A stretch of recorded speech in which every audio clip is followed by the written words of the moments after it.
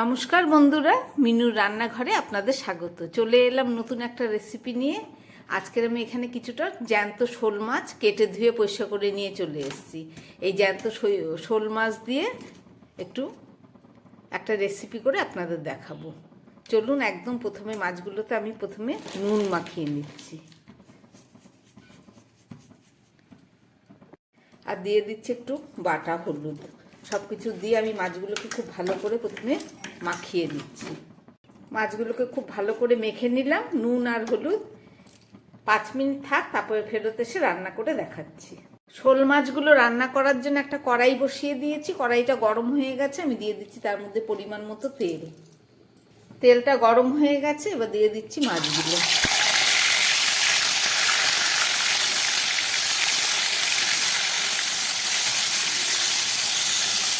সব মাছগুলো আমি একসঙ্গেই দিয়ে দিলাম।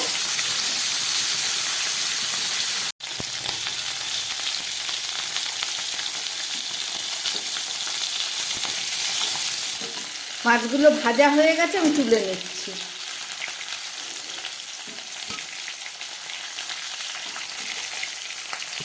মাছগুলো ভাজা আমার একদম রেডি। এই তেলের মধ্যে আমি আরো খানিকটা তেল দিয়ে দিচ্ছি। দিয়ে দিচ্ছি একটু জিরে ফোড়ন আর দিয়ে দিচ্ছি একটা তেজপাতা। জিরে তেজপাতা ভাজা হয়ে গেছে, আমি এখানে কয়েকটা আলু দিয়ে দিচ্ছি। দিয়ে দিচ্ছি পরিমাণ মতো নুন আর দিয়ে দিচ্ছি একটু হলুদ বাটা।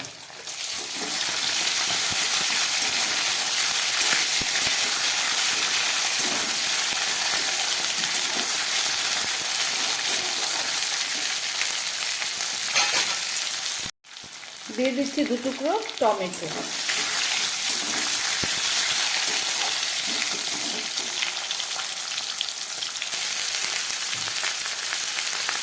দিয়ে দিচ্ছি 1/2 চামচ শুকনো লঙ্কার গুঁড়ো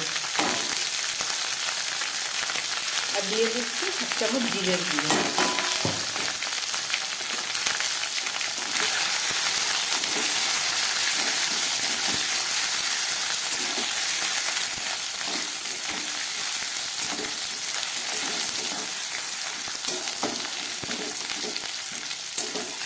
মাছটা যেহেতু একদম জ্যান্ত ছিল, ওই জন্য পেঁয়াজ রসুনটা দিলাম না।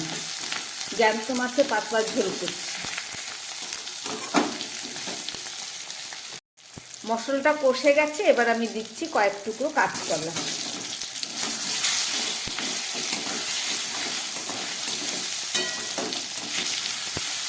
একদম কষে গেছে আমার মশলা, এবার আমি দিয়ে দেবো এর মধ্যে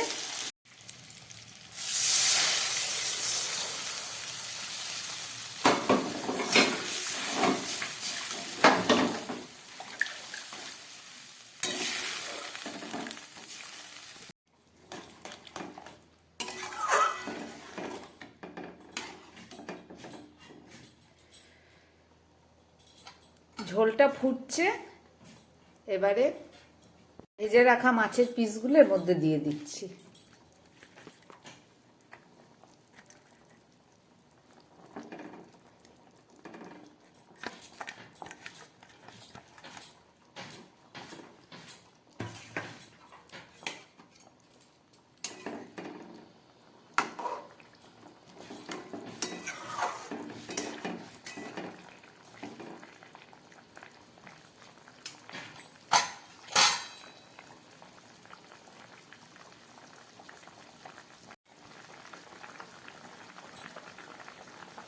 পুরো ফুটে উঠেছে মাছের ঝোলটা। এবার আমি একটা ঢাকা দিয়ে দিচ্ছি। এখন রান্না হোক, গ্যাস কম করে দিলাম। 3-4 মিনিট রান্না হোক, তারপরে ফেরত এসে আবার দেখাচ্ছি। 3-4 মিনিট পরে ফেরত আসলাম।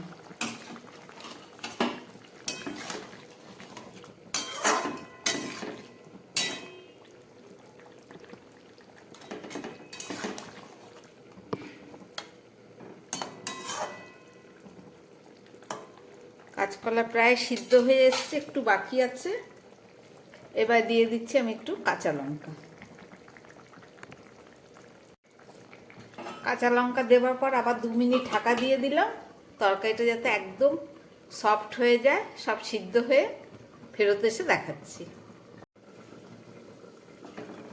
2 মিনিট পরে আবার খুললাম ঢাকাটা।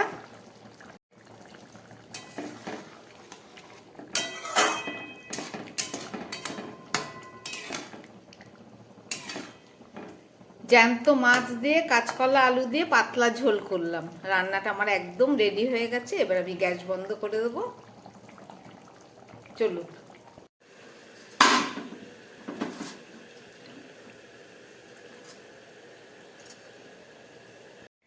রান্না করলাম জ্যান্ত শোল মাছ কাঁচকলা আলু দিয়ে পাতলা ঝোল করলাম।